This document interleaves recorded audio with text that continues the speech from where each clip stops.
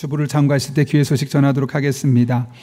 우리 교회를 방문하신 모든 분들 주님의 이름으로 환영합니다. 등록 원하신 분 말씀하시면 제가 친절하게 도와드리도록 하겠습니다. 지난주에 하나님께서 보내신 한가족분들이 계십니다. 우리 교회에 잘 정착하시고 즐겁게 신앙생활 할 수 있도록 먼저 기도해 주시고 다가서 주시고 또 함께 교제해 주시기를 부탁드립니다. 그리고 다음 주부터 시니어 모임 다시 시작하니 70세 이상 되신 어르신들은 또 함께 모여서 교제하고 은혜를 나누시면 되겠습니다. 사역 임명 있습니다. 총무위원회 주차부 또 사회위원회 카페 아쉐르의 봉사자들이 있습니다. 솔선수범해서 귀한 섬김을 함께 하시는 우리 장로님들과 권사님 감사를 드립니다. 2025년 상반기 감사를 진행합니다. 하나님 앞에 드려진 예물을 사용하는 것이니 우리 회계들은 회계장부를 꼭 8월 24일까지 사무실로 제출해 주시면 되겠습니다. 청렴 여름 수련회가 8월 14일부터 16일까지 2박 3일간의 일정으로 태안의 엘리마우스에서 있습니다. 마땅히 만날 하나님 만나고 올 수 있도록 많이 기대해 주시고 또 함께 힘써 주시기를 부탁드립니다. 사랑의 성민들은 손길이 있습니다. 송준우 집사님, 김지선 집사님 자녀 첫돌 감사로, 이철호 집사님, 송인혜 권사님 가정에 손녀 첫돌 감사로 사랑의 성미 드렸습니다. 전량 어려운 이웃들을 돕는 데 사용하도록 하겠습니다.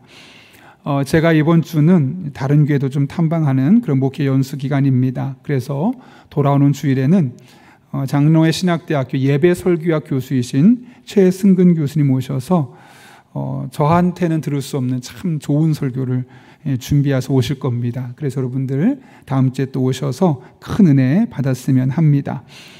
그리고 우리 유치부 교역자를 소개하려고 합니다.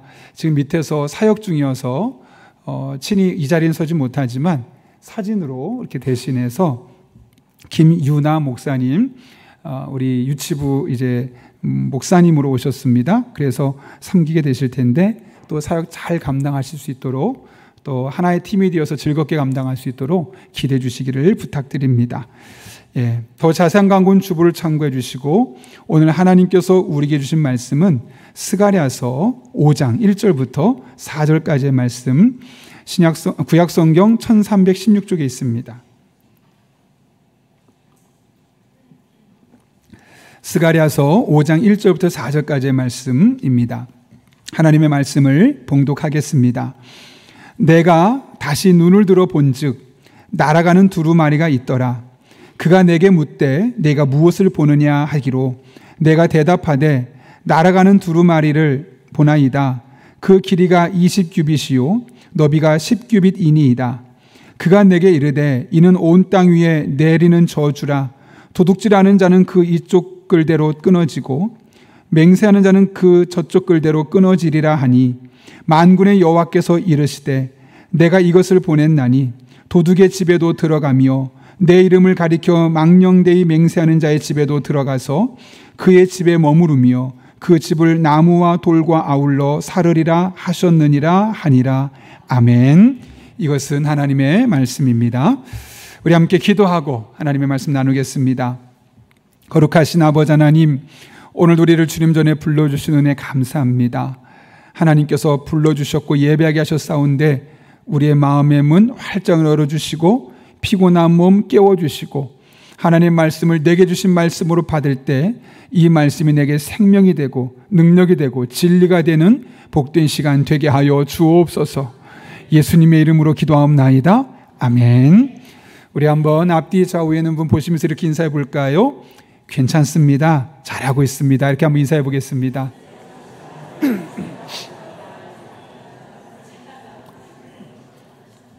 네, 한 분이 저에게 이런 그림을 보내주셨습니다. 한쪽에서 보면 6으로도 보이고 또 반대쪽에서 보이면 9로도 보입니다. 이 그림을 보면 밑에 있는 글자 그대로 내가 옳다고 상대방이 꼭 틀린 것이 아닐 수도 있죠.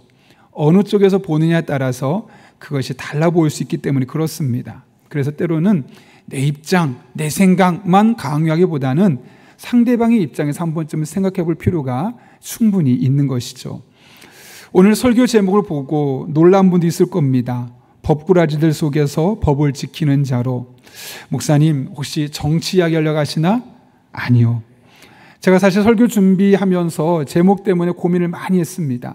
이렇게 쓰면 혹시 모르는 분들은 설교 시간에 정치 이야기 하시려는 거 아닌가? 라고 오해할까 봐요. 절대로 그렇지 않습니다. 정치 이야기하는 것이 아니고 오히려 하나님의 말씀을 있는 그대로 전하려고 하다 보니 이런 제목을 갖게 되었습니다. 원래는 다른 제목을 했다가 본문을 계속 연구하면서 이 본문이 좀 피부에 와닿겠다 싶어서 썼고 나서 우리 교역자 한 사람에게 물어봤습니다.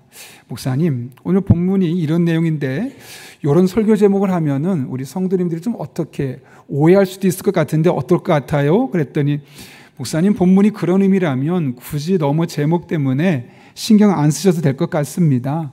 또 목사님께서 그런 의도가 아니라면 괜찮지 않을까요? 라고 이야기하길래 과감하게 이렇게 제목을 정하게 되었습니다. 그러니 어떤 편견도 없이 그냥 있는 그대로 하나님의 말씀을 받는 여러분 될 수 있기를 바랍니다. 오늘 본문의 말씀은 스가랴가 보았던 6번째 환상으로 날아가는 두루마리의 이야기를 하고 있습니다. 어느 날 스가랴가 날아가는 두루마리를 봤는데 그 두루마리의 크기가 심상치가 않습니다. 오늘 본문 2절을 보면 이렇게 묘사하고 있는데요. 그가 내게 묻되 내가 무엇을 보느냐 하기로 내가 대답하되 날아가는 두루마리를 보나이다. 그 길이가 20규빗이요 너비가 10규빗이니이다. 여기 보면 길이가 20규빗, 한 규빗은 45cm니까 20 곱하기 45는 9m입니다. 가로 9m, 세로는 10규빗이니까 4.5m.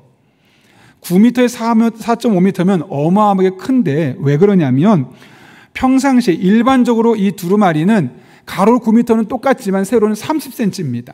그게 4.5m까지 약 15배나 커진 거죠. 보통 성경에서 두루마리는 하나님의 말씀을 의미하는데 왜 이렇게 두루마리를 크게 만들었을까요, 여러분? 누구나 두루마리에 적혀있는 글자를, 그 큰 글자를 쉽게 알아볼 수 있도록이요. 자그만 두루마리면 멀리서는 글씨를 알아볼 수가 없습니다. 그러나 두루마리를 크게 만들면 큰 글씨니까 멀리서도 누구나 쉽게 인식할 수 있는 것이죠. 이번에 중고등부 수련회에 참석했는데 일정표를 뒤쪽에 벽에다가 크게 대잡으로 붙여놨더라고요. 여러분 그걸 왜 붙여놨겠습니까? 들어가며 나가면서 그 일정을 잘 숙지하라고 그렇게 붙인 거 아니겠습니까? 마찬가지입니다. 두루마리를 크게 한 이유는 두루마리가 날아다니는 곳에 있는 사람이라면 누구나 그 두루마리를 볼 수 있게 하기 위해서 또 그 두루마리에 적혀있는 글자를 생생하게 읽고 그 교훈을 받게 하기 위해서 일부러 큼지막한 두루마리를 날아가게 하셨다는 겁니다. 그렇다면 이 하나님의 말씀인 두루마리에는 무엇이 기록되어 있을까요? 오늘 본문 3절은 이렇게 이야기합니다. 그가 내게 이르되 이는 온 땅 위에 내리는 저주라. 여러분, 하나님의 말씀인 두루마리면 우리가 어떤 말씀이 기대가 되죠? 축복, 은혜, 사랑, 행복, 감사, 기쁨, 소망, 막 이런 글씨가 써 있으면 얼마나 좋을 것 같아요. 날아다니는 두루마리 볼 때마다 너무 행복하겠죠. 기쁘다, 행복하다. 그런데 의외로 오늘은 저주의 말씀들이 그곳에 기록되어 있다고 말하고 있는 겁니다. 이게 무슨 뜻일까요, 여러분? 우리가 듣고 싶은 것만 듣지 말고 보고 싶은 것만 보지 말고 듣기 싫어도 들어야 될 것을 듣고 보기 싫어도 꼭 봐야 될 것을 보아라는 것이죠. 그리고 성경은 그런 목적에서 우리에게 주어진 겁니다. 기복신앙을 위해 주어진 것이 아니라 균형 잡힌 시각을 위해서. 그래서 어떤 때는 내가 좋아하는 구절도 있지만 내가 불편해하는 구절도 성경에 기록된 이유는 바로 거기 있는 겁니다. 이 모든 말씀을 다 보고 나서 균형 잡힌 신앙을 갖고 살아가도록 하기 위해서요. 그래서 성경을 꾸준히 읽다 보면 그리고 그 성경의 가치관을 우리가 온전히 받아들이다 보면 매우 건강한 신앙을 갖게 되고 또 그 건강한 신앙으로 말미암아 우리들의 일상의 삶도 매우 건강한 일상이 될 수 있는 것이죠. 그런데 오늘날 많은 사람들이 자기가 듣고 싶은 말만 듣습니다.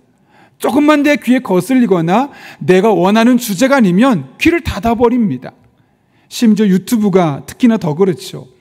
알고리즘을 통해서 AI라는 이 AI가 늘 내가 자주 보는 그런 비슷한 성향만 자꾸 보게 하고 듣게 하다 보니까 다른 것은 아예 선천적으로 차단해 버립니다. 그래서 정보의 왜곡이 일어날 수밖에 없고 정보의 편향성이 일어날 수밖에 없는 겁니다. 그럴 수밖에 없는 것이 이 세상의 모습이죠. 그러다 보니 어떤 일이 생기냐면 정말 들어야 되는데 못 듣는 겁니다.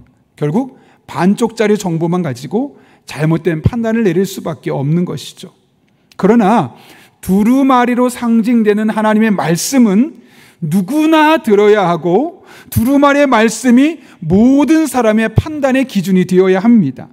그래서 오늘 본문에서 두루마리를 크게 만든 거죠. 누구나 보라는 거예요. 누구나 그 교훈을 내 삶에 적용하라는 겁니다. 신명기 28장에서 우리는 이 같은 사실을 확인할 수 있는데요. 신명기 28장을 보게 되면 말씀대로 살면 축복할게, 말씀을 떠나 살면 저주야, 이렇게 기록되어 있습니다. 근데 여러분, 그럼 이 신명기의 말씀에는 축복에 대한 말씀이 많을까요? 저주에 대한 말씀이 많을까요? 의외로 축복에 대한 말씀은 14개밖에 없고 저주에 대한 말씀은 54개나 됩니다. 여러분, 왜 저주에 대한 말씀이 많을까요? 이런 거 아니겠습니까? 몸에 좋은 음식으로 치면 먹기 싫지만 몸에 좋은 것을 우리가 먹어야 되는 건 아니겠습니까? 제가 지난번에 병원에 가서 피검사를 했습니다. 그랬더니 고지혈증이 조금 있다 그러고 당뇨의 그 문턱에서 왔다 갔다 한다 그러는 거예요. 그래서 제가 제 습관 한번 돌아봤어요. 그랬더니 제가 최근에 먹고 싶은 것만 먹었더라고요. 꼭 먹어야 되는 음식들을 안 먹고 먹고 싶은 것만 골라 먹었던 겁니다. 그리고 운동해야 되는데 하기 싫은 거는 안 하는 거예요. 그러니까 몸에 황색 신호가 들어온 겁니다. 위험하다는 거죠. 먹고 싶은 것만 먹고 하고 싶은 것만 했더니 위험 신호, 위험 사이렌이 들어온 겁니다. 그래서 제가 제 식습관을 바꿨습니다. 그렇게 먹기 싫은 오이를 먹었고 방울토마토를 먹고 매일 5개씩 견과류를 먹었습니다. 그리고 운동을 너무 안 하다 보니까 운동이 너무 힘들더라고요. 그럼에도 불구하고 운동을 일주일에 2번씩 땀 흘리면서 했더니 금세 몸이 다시 정상으로 돌아왔더라고요. 마찬가지입니다, 여러분.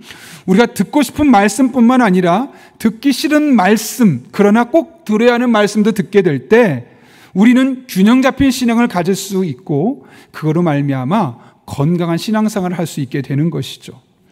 그래서 우리 교회는 설교 말씀도 저희가 원하는 말씀을 전할 때가 별로 없습니다. 가정예배 주간이나 창립기념주일 같은 특별한 날을 제외하고는 우리는 이 큐티집의 본문을 따라가죠. 사실 목사 입장에서는 그게 그렇게 좋지 않습니다. 왜냐하면 그때그때 원하는 본문을 선택해서 설교하면 내가 원하는 부분이고 내가 좋아하는 부분이니까 연구하기도 쉽습니다. 또 자료도 찾기 쉽습니다. 그런데 그러다 보면 어떤 일이 생기냐면 목사가 좋아하는 편향된 관점만을 줄 수밖에 없는 겁니다. 그래서 신앙의 균형을 잃어버릴 수 있는 것이죠. 그러나 지금처럼 큐티집을 따라서 주일날 선정된 그 본문을 가지고 계속 설교하다 보면 몇 년 지나다 보면 성경 66권을 다 우리가 한 번에 읽게 되고 성경 66권을 한 번 다 설교를 들어보게 되는 겁니다. 그러다 보면 다양한 주제를 우리가 알 수 있게 되는 것이고 그러다 보면 그런 과정을 통해서 우리의 신앙의 지경이 훨씬 더 넓어질 수 있는 것이죠. 그래서 설교 준비하기는 좀 힘들지만 그럼에도 불구하고 그런 과정을 선택하게 되는 것이죠. 그 목적은 딱 하나입니다. 말씀에 균형 잡힌 시각을 주기 위해서. 그러면 여러분, 하나님의 말씀을 들을 때마다 좀 열린 마음으로 다가섰으면 합니다. 편식하지 말고 듣고 싶은 말씀만 귀를 기울이고 듣지 마시고 반드시 들어야만 하는 때로는 불편한 말씀들도 적극적으로 들을 수 있는 여러분 될 수 있기를 바랍니다. 그럴 때 우리의 신앙은 건강한 신앙이 될 것이고 건강해진 신앙은 우리의 일상의 삶조차도 건강한 일상으로 만들어 줄 것입니다. 바라긴 이런 은혜가 저 여러분의 삶 가운데 날마다 경험될 수 있기를 예수님의 이름으로 축원합니다. 스가랴가 본 날아가는 두루마리에 온 땅에 내리는 저주가 기록되어 있다고 말씀하셨습니다. 그럼 그 저주의 내용이 무엇일까? 오늘 본문 3절인데요. 같이 한번 읽어보겠습니다. 시작. 그가 내게 이르되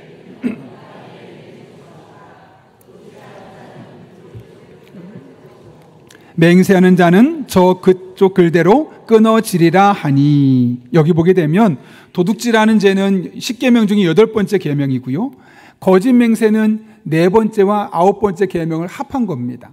그래서 말 그대로 도둑질한다는 것은 다른 사람 것을 내가 실제로 돈을 훔쳐오는 것도 있지만 다른 사람을 속이면서 내가 이득을 부당으로 취하는 것을 말합니다. 또 맹세하는 거짓 맹세는 하나님의 이름을 말하면서 신앙의 이름을 말하면서 내가 그 안에 나의 이득을 취하기 위해서 다른 사람을 속이는 행위를 말하는 것이죠.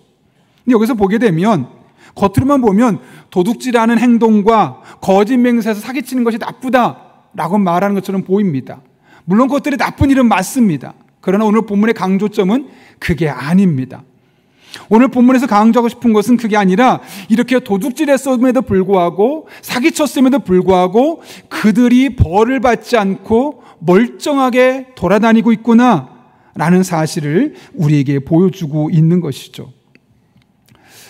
오늘 본문을 보게 되면 3절에 이런 말씀이 기록되어 그가 내게 이르되 이는 온 땅에 내리는 저주라 도둑질하는 자는 그 이쪽 글대로 끊어지고 맹세하는 자는 저 그쪽 글대로 끊어지리라. 여기 끊어진단 말이 두 번이 나와 있죠. 그런데 이 끊어진단 말은 니카라는 우리 히브리어인데 면제하다 그리고 면제된 상태다 이런 의미를 갖고 있습니다. 다시 말하면 이런 거죠. 지금 도둑질한 자가 있습니다. 하나님의 이름으로 거짓 맹세하며 사기친 사람들이 있습니다. 그런데 그들이 그 형벌에서 면제되는 상태라는 거죠. 지금 그런 상태에 그들이 머물러 있다는 겁니다. 벌을 받지 않고 편안한 일상을 보내고 있는 겁니다. 버젓이 예루살렘 거리를 활보하고 다니고 있는 것이죠. 그래서 유대인들이 보는 성경이 있습니다. 그건 이제 타나크라는 성경인데 거기는 이제 토라, 그 다음에 느빔, 케투빔 이 3가지가 있습니다. 토라는 모세 오경을 말하고 느빔은 우리가 이제 예언자를 말해서 신구약에 있는 예언서와 역사서가 구약 성경에 있는 그것이 포함되어 있고 케투빔은 우리가 성문서로 말하는 뭐 전도서, 시편 이런 책들이 거기 포함되어 있는 겁니다. 그 성문서에 보게 되면 유대인들이 보는 성경에 보면 이 3절을 이렇게 번역하고 있거든요. 제가 한번 그대로 읽어드릴게요. 두루마리 한쪽이 그 많은 도둑질을 한 모든 사람이 벌을 받지 않았으며 두루마리의 다른 쪽이 그 많은 거짓 맹세를 한 모든 사람이 벌을 받지 않았다. 이게 무슨 말을 하고 있느냐면 분명히 그들이 나쁜 짓을 했는데 잘못된 행동을 했는데 아직까지도 벌을 받지 않고 있다는 사실을 강조하고 있다는 겁니다. 그러니까 그 당시 예루살렘 법정에서 검사들은 이런 악행을 저질렀던 사람들을 법대로 기소하지 않았다는 것이고 판사들이 볼 때는 누가 봐도 잘못이 있는데 그들의 죄가 있음에도 불구하고 무죄로 판결해 버렸다는 겁니다. 이른바 법꾸라지들이 자신들이 가지고 있었던 법적인 지식과 돈 그리고 사회적인 영향력을 가지고 교묘하게 법을 피해서 이런 범죄를 맘 놓고 저질렀던 겁니다. 아무리 내가 범죄를 저질러도 검찰이 기소하지 않는 겁니다. 판사가 무죄를 선언하는 겁니다. 그런 일이 스가랴가 선지자로 활동하던 그 시대에 있었다는 거예요. 그래서 한 주석가는 이 부분을 주석하며 이렇게 말합니다. 예루살렘 법정은 무죄 판결만을 선포하는 무죄 제조기가 되어 있었으며 법정에서의 증언은 아무런 효력을 발휘하지 못하는 기관으로 부패해 있었다. 이렇게 스가랴가 선지자로 활동했던 시대는 사회 정의가 제대로 구현되지 않았던 시대입니다.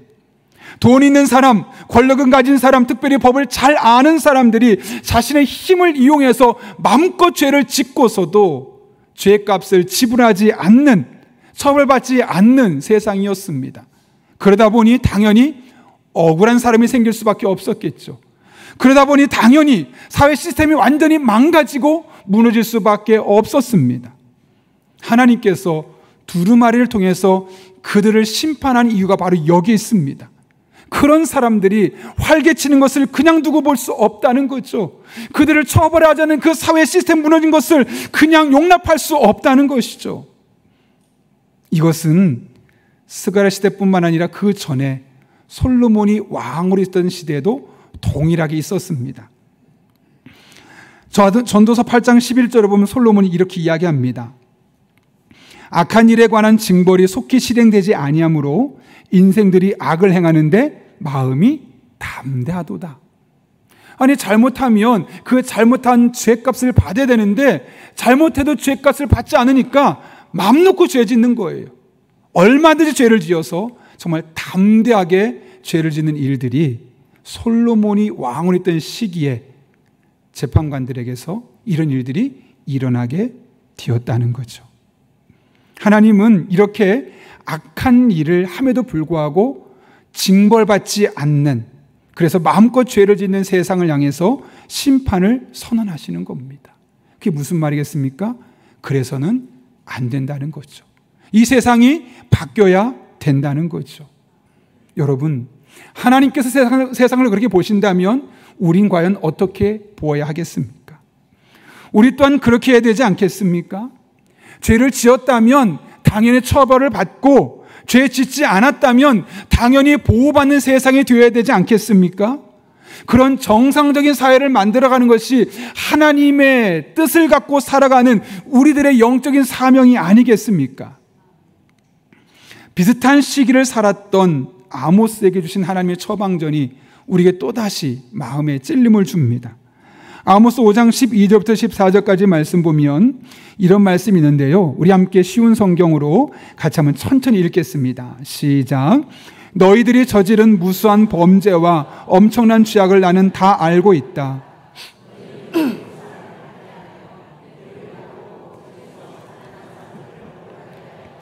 그러므로 신중한 사람들이 이런 때 입을 다문다. 때가 악하기 때문이다. 너희가 살려면 선을 구하고 악을 구하지 말아라. 너희 말대로 주 만군의 하나님이 참으로 너희와 함께 계실 것이다. 아멘. 무수한 범죄와 엄청난 죄악이 아모스가 선지자로 활동할 시대에도 있었다는 겁니다. 의로운 사람을 학대하고 뇌물을 받고 법정에서 가난한 사람이 억울하게 당하는 일이 있었다는 겁니다. 그런데 아무도 말을 못했다는 겁니다. 왜요? 때가 너무 악하기 때문에 신중한 사람들은 말을 하지 못하고 입을 다 다물고 있었다는 거죠. 다물고. 하나님 뭐라고 말씀하십니까? 너희가 정말 살려면 선을 구하고 악을 구하지 말아라. 내가 너와 함께 할 것이다. 우리 그리스도인들은 이 땅을 살아가면서 잘못된 것은 잘못됐다고 말해야 되고 억울한 것은 억울하다고 말할 수 있어야 합니다. 잘못된 것을 용인하면서 사회가 왜곡되고 사회에 부조리가 생기고 시스템이 무너지면 약한 사람들만 더 약한 사람만 더 아픈 일들이 생기기 때문에 그런 것이죠. 그런 의미에서 윤석철 교수가 썼던 삶의 정도라는 책을 보면서 우리가 한 번쯤 깊이 생각할 이야기가 하나 있습니다. 그 책에 보게 되면 미국의 한 노인이 빵을 훔쳐 먹었다가 이제 판사 앞에 불려갔습니다. 판사가 그 노인에게 말합니다. 아니, 나이도 지긋하신 분이 염치 없이 무슨 빵이나 훔쳐 먹습니까? 책망조로 이야기합니다. 그랬더니 그 이야기를 들었던 노인이 말합니다. 정말 죄송합니다. 사실 제가 3일을 굶다 보니까 너무 배고파서 눈에 보이는 것이 없어서 어쩔 수 없이 훔쳐 먹었습니다.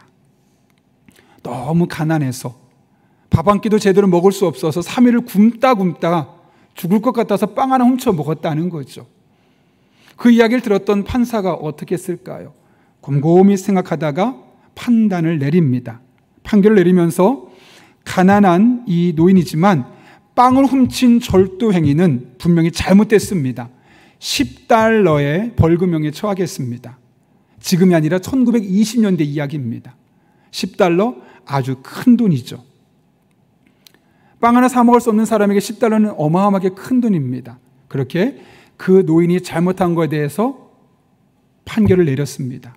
벌금을. 그리고 나서 갑자기 자기 지갑을 엽니다. 그리고 10달러를 꺼내서 이렇게 이야기합니다.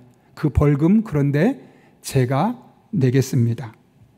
그동안 저는 좋은 음식을 편안하게 잘 먹었는데 당신에 비하면 어쩌면 그것은 저의 죄입니다. 제 스스로가 벌금을 내도록 하겠습니다. 나는 배부르게 먹었는데 당신은 못 먹어서 그런 죄를 졌으니 당신의 책임이 아니라 배부르게 많이 먹은 내 책임입니다. 나눔이 임했던 것이죠.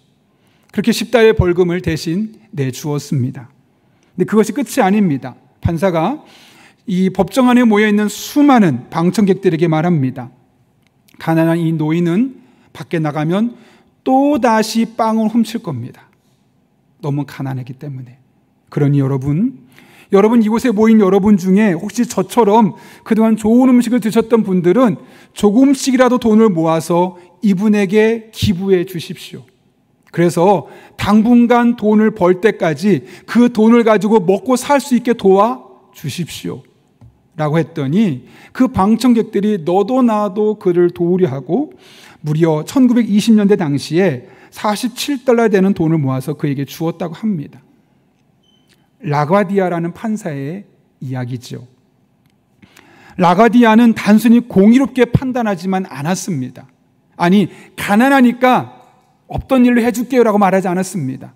가난해도 죄는 죄입니다 하고 10달러의 벌금을 물었죠. 그러나 그 사람이 그것을 갚을 수 없으니까 갚아줄 수 있는 내가 대신해서 갚아주겠습니다.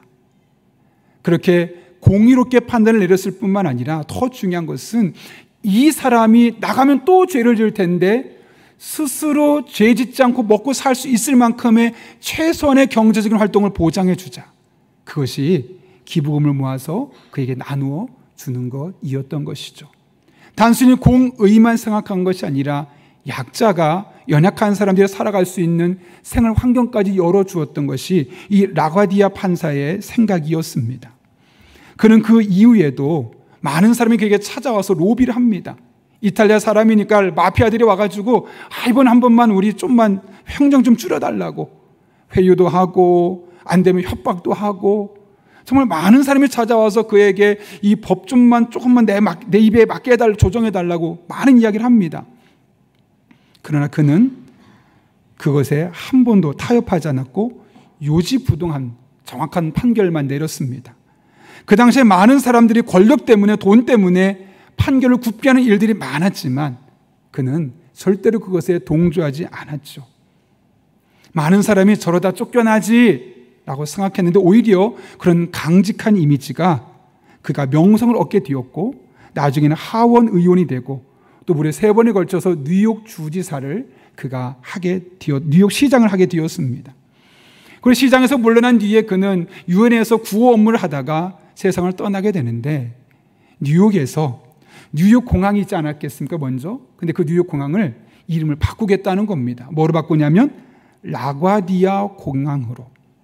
이 사람이 했던 일들이 너무나 귀하고 이 사람이 한 일은 그냥 과거에 미쳤으면 안 되고 계속해서 우리에게 떠올려줘서 우리가 그런 삶을 살아야겠습니다 라는 마음으로 공항의 이름까지도 바꾸어 버렸다는 겁니다. 그리고 그 앞에 자그만 그의 동상을 세우게 되었던 것이죠. 여러분, 스가랴가 살던 시대에는 분명히 잘못을 했는데 죄를 저질렀는데 죄값을 치르지 않고 땅을 활보했던 수많은 사람들이 있었습니다.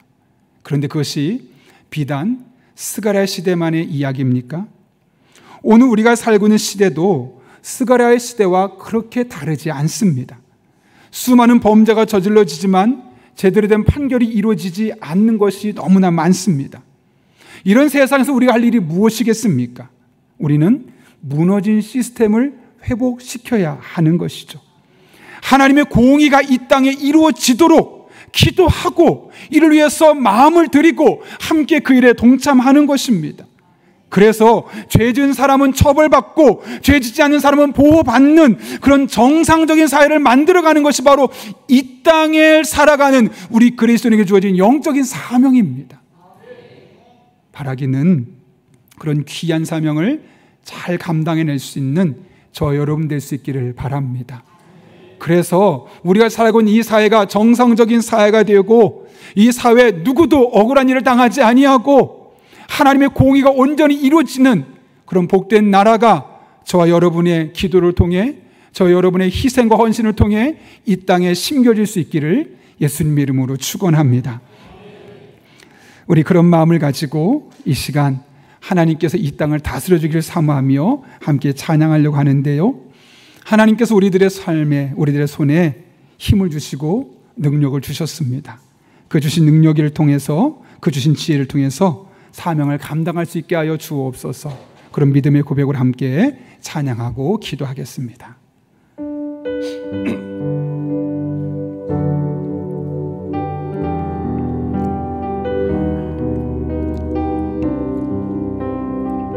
가사를 묵상하며 함께 찬양합니다. 내 손에 들려있는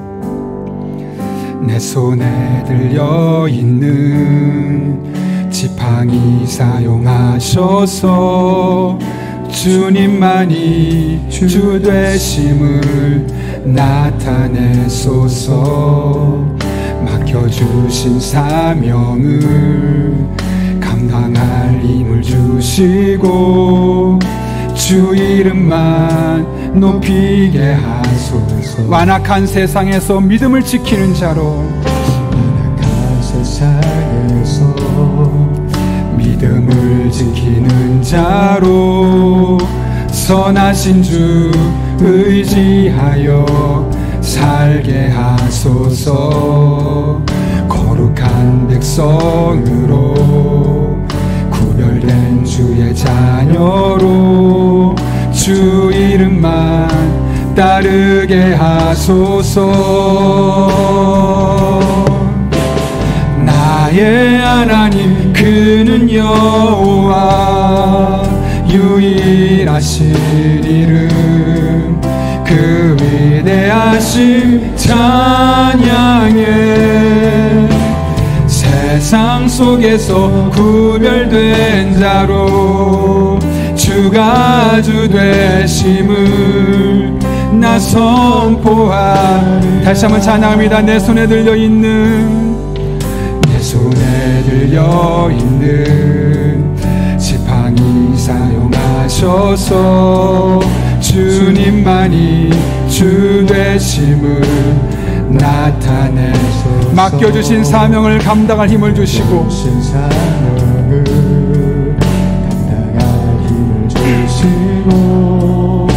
주 이름만 높이게 하소서. 완악한 세상에서 믿음을 지키는 자로, 세상에서 믿음을 지키는 자로 선하신 주 의지하여 살게 하소서. 거룩한 백성으로 구별된 주의 자녀로 주 이름만 따르게 하소서. 나의 하나님 그는 여호와, 유일하신 이름 그 위대하신 찬양해. 세상 속에서 구별된 자로 주가 주 되심을 나 선포하. 나의 하나님 그는 여호와, 나의 하나님 그는 여호와, 유일하신 이름 그 위대하신 찬양해. 세상 속에서 구별된 자로 주가 주 되심을 우리 다시 한 번 더 믿음으로 선포합니다. 나의 하나님은 여호와이십니다. 나의 하나님 그는 여호와, 유일하신 이름 그 위대하신 찬양해. 세상 속에서 구별된 자로 주가 주 되심을 나 선포하. 우리 이 시간 함께 기도하실 때 오늘 말씀을 기억하며 하나님 앞에 기도합니다. 우리가 하나님의 말씀을 들을 때 우리도 모르게 편식하며 듣습니다. 내가 듣고 싶은 말씀만 들을 때가 너무나 많습니다. 그러나 하나님은 우리가 반드시 들어야만 하는 말씀도 적극적으로 들어야 하기에, 내가 듣기 싫어하는 말씀도 들어야 하기에 오늘 두루마리의 재앙을 우리에게 말씀해 주셨습니다. 하나님 아버지 앞에서 하나님 아버지, 내가 듣고 싶은 말씀만 듣지 않게 하시고 반드시 들어야만 하는 귀찮은 말씀까지도 적극적으로 경청할 수 있는 믿음의 사람 되게 하여 주옵소서. 그럴 때 우리의 신앙은 건강해지게 도와주시고, 그 건강해진 신앙이 우리 일상의 삶 또한 건강하게 세워가게 하여 주옵소서. 하나님, 우리가 살고 있는 이 시대가 스가랴의 시대와 별로 다르지 않습니다. 수많은 범죄가 저질러지지만 제대로 된 판결이 이루어지지 않는 그런 시스템이 무너진 시대에 살아가고 있습니다. 이와 같은 때 하나님의 공의가 실현될 수 있도록 죄 지은 사람은 처벌받고 죄 짓지 않은 사람은 보호받는 그런 정상적인 사회가 되어가는데, 우리 한 사람 한 사람이 헌신하게 하시고 우리가 기도할 때마다 놀라운 회복의 은혜가 나타나게 하여 주옵소서. 이런 기도 제목 가지고 주님의 도우심을 구하며 함께 간절한 마음으로 기도하겠습니다. 주님, 이 시간 우리가 함께 기도하며 나아가오니 아버지, 우리들의 삶 가운데 친히 역사하여 주옵소서. 듣고 싶은 말씀만 듣는 것이 아니라 반드시 들어야만 하는 말씀, 듣기 싫은 말씀조차도 마음의 문을 열고 적극적으로 경청하는 우리 성도들 되게 하여 주옵소서. 그럴 때 그 말씀이 우리 신앙을 균형 잡힌 신앙으로 만들어 주셨고, 그 균형 잡힌 시각으로 나아갈 때 우리의 일상도 건강한 일상이 될 수 있도록 하나님 아버지 은혜를 더하여 주옵소서. 능력으로 역사하여 주옵소서. 하나님만 바라보며 나아갑니다. 하나님만 의지하며 나아갑니다.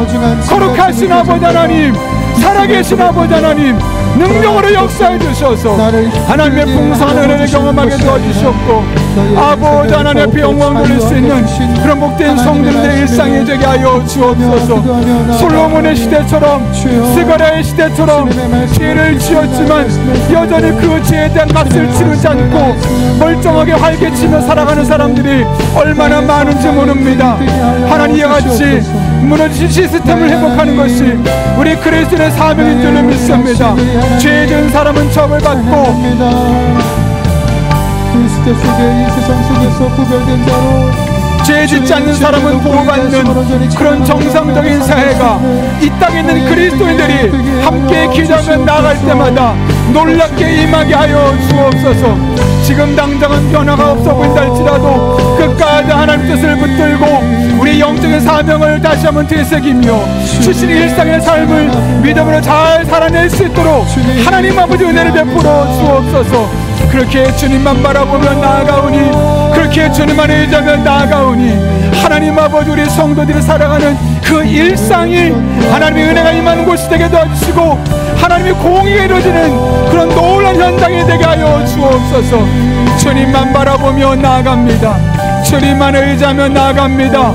살아계신 아버지 하나님, 우리 성도들의 삶 가운데 은혜와 능력으로 진히 함께 해주셔서 하나님 아버지 앞에 영광 올려드릴 수 있도록 주님 인도하여 주옵소서. 주님의 뜻 가운데 그렇게 주시옵소서.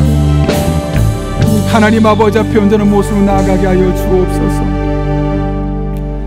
살아계신 아버지 하나님, 오늘 하나님의 말씀을 통하여 우리도 모르게 내가 좋아하는 말씀, 내가 선호하는 주제들만 들으려 했던 우리의 모습을 발견하게 하시고, 두루마리에 쓰여진 재앙의 말씀을 통하여 때론 듣기 싫지만 부담스럽지만 모든 말씀을 내게 주신 말씀으로 받아야 함을 깨닫게 하신 은혜 진심으로 감사를 드립니다.